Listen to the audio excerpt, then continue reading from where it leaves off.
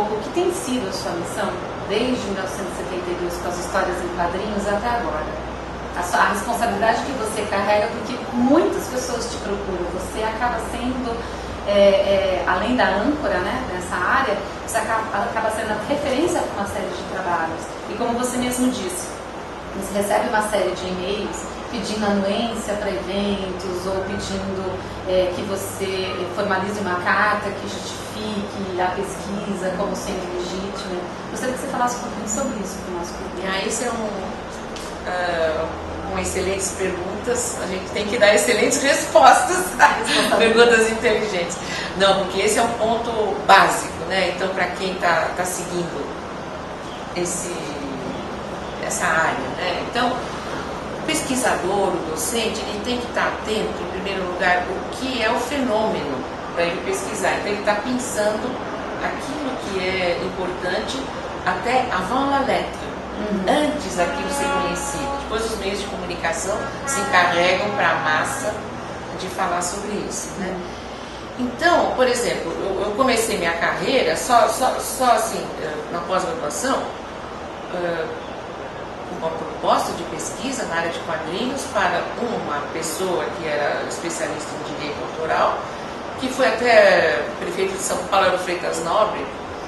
E foi assim que eu comecei. Então eu achava que naquela época, em 72, era muito importante a gente ter alguma regulamentação, um autor, etc. e tal. Infelizmente, o Freitas Nobre foi aqueles anos de chumbo no Brasil, em 72, a USP eliminou uma série de excelentes professores que não eram do partido principal, mas não vem ao caso.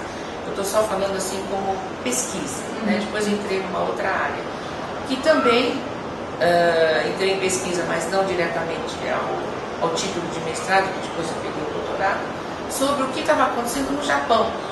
No Japão era os anos 80, era o boom da economia. Eu peguei o viés da economia. Um país que tinha, e como jornalista, uma edição diária de jornal de 10 milhões, porque é bom, né? E que revistas vendiam mais ou menos 1 bilhão de cópias. 1 bilhão, alguma coisa estava acontecendo. Aí comecei a pesquisar, que isso é um capítulo depois que, na época não entendiam, eu até dicionarizei a palavra mangá, que falava manga, né? E anime, que o pessoal da internet fala anime, mas na verdade no Japão se fala anime. Não, porque é o seguinte, a geração que vê o anime, pega da internet, os americanos não sabem falar, né? E falam errado. Então, tudo bem.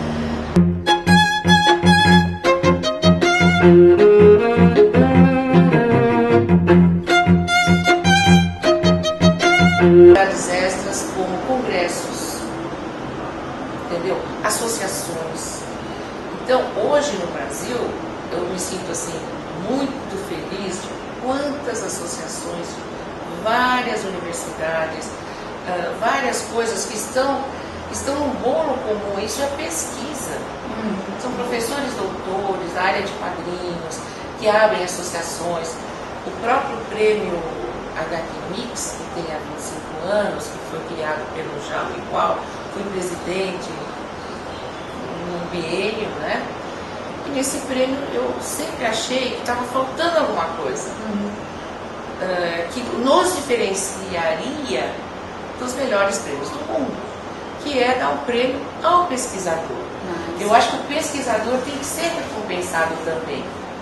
Então, no momento em que eu vi em que abriu-se um pouco a cabeça dos docentes, dos doutores e orientadores, etc., aquela força, aquela vontade dos pesquisadores de bater o pé, eu quero fazer uma tese sobre quadrinhos, eu quero colocar no objeto de pesquisa. Então, aí que você mesmo falou, muita gente às vezes me mandava e-mail falando: professora, daria para você falar com o meu orientador lá vamos dizer, do Mato Grosso, da Universidade Federal de Goiânia, que é um objeto de pesquisa que tem uma metodologia, e não é porque quadrinho é engraçado, que é tudo. Eu sou rigorosíssima com tese, sou rigorosíssima. Eu falei, eu não estou, é um assunto como um outro, né? Então, no prêmio HQ Mix, falei para os organizadores, olha, eu vou instituir um prêmio que é das melhores teses. E não podia concorrer tudo num bolo só. Uma tese de TCC tem suas características, como o mestrado tem outro, doutorado. Então, até hoje, nós temos 3 troféus que nós damos e que começou timidamente isso nas universidades do estado, da cidade de São Paulo, do estado de São Paulo. Hoje nós recebemos, eu tenho uma comissão formada por doutores, que nós fazemos a leitura com critérios diferentes da banca de mestrado, é aquilo que a tese vai contribuir para a sociedade, para o estudo de quadrinhos, etc. Então, essas 3 categorias, então, elas são premiadas. Isso, então, valoriza a pesquisa, o orientador, a universidade e o seu estado. Porque hoje não se limita mais a São Paulo-Rio, ao eixo do São Paulo-Rio. Nós recebemos teses da Universidade Federal do Amazonas, como da Unicinos ou a Federal do Rio Grande do Sul. Assim, norte, sul, leste e oeste. E com temas assim maravilhosos. Eu queria dar prêmio para todo mundo.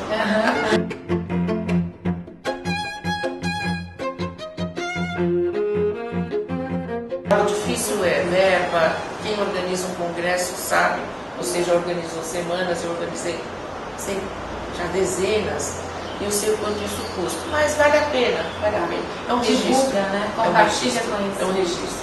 E você está reunindo pessoas, um público que está absorvendo, né? A terceira coisa que eu acho muito importante é isso aí, pela oportunidade que eu estava lecionando em universidades japonesas, holandesas e França, eu promovi, então, sendo curadora, o quadrinho brasileiro ele não é conhecido. Eu cheguei a fazer, pois é, Ângelo Agostini anterior ao Yaruki, né? Nós temos uma produção. É que nós não falamos inglês, né?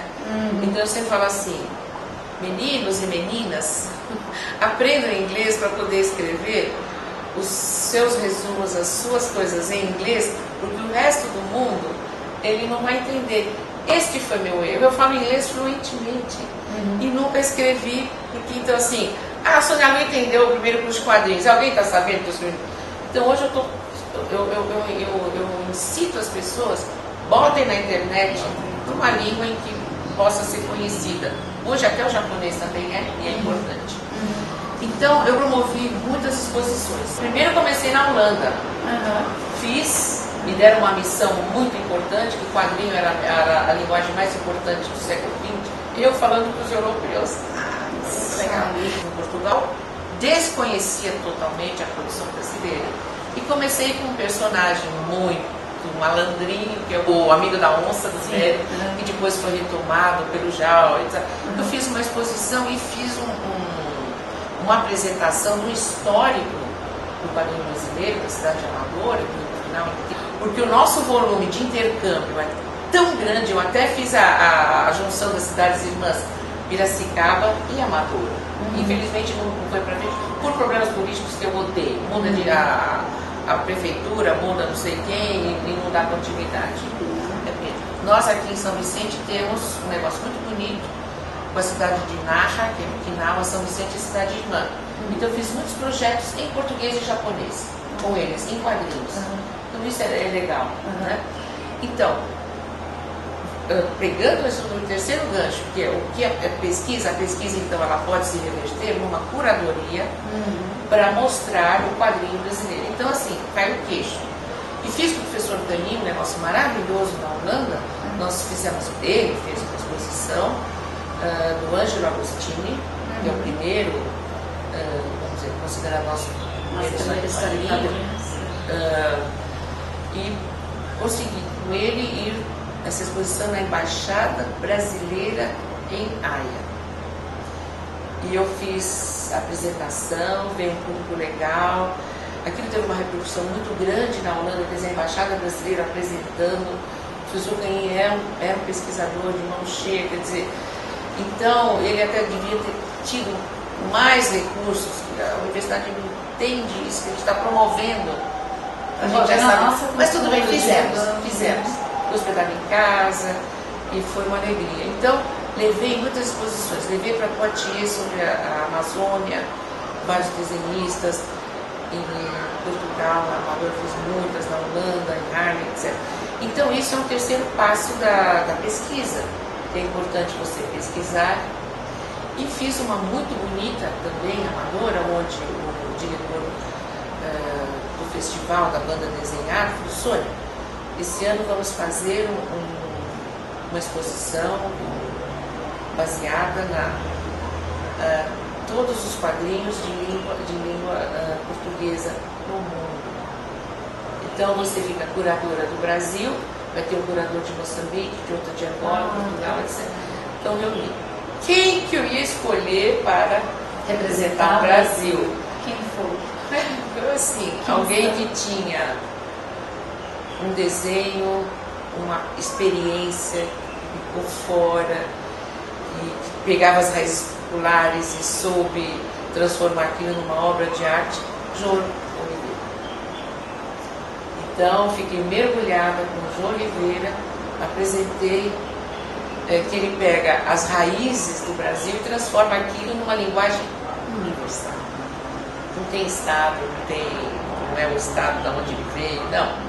Então ele fala sobre problemas como a guerra do fim do mundo. Ele morou no leste europeu. Então, uma pessoa que foi publicada fora antes do Brasil, né?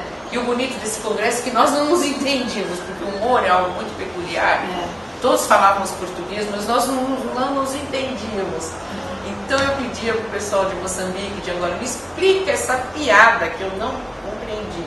E eles também, com o linguajar do brasileiro, né? Os próprios portugueses às vezes não entendiam nada. Então a gente teve assim, um congresso maravilhoso. E um outro ponto que eu também lancei, que para mim foi muito importante, foi, assim como o quadrinho japonês era desconhecido, eu vi um movimento de uma nova geração de africanos fazendo isso, né? Então, isso, eu havia ido para a África em 73, ver os heróis, etc.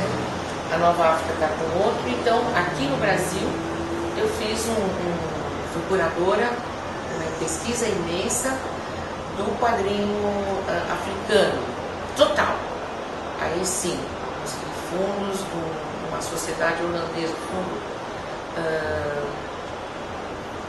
conseguimos trazer originais dessas revistas, desenhos, e conheci vários artistas já em outros lugares do mundo que estavam fazendo isso. Então, abri no Brasil essa porta para o brasileiro e principalmente o negro, que a gente tem aquela reminiscência da escravidão, etc., ver como é que o quadrinho africano, como ele retrata a nova sociedade de cada país da África. Isso chama-se picture, que vem do inglês picture. Ele fica como mangá, um novo termo para a gente aprender, picture. Interessante.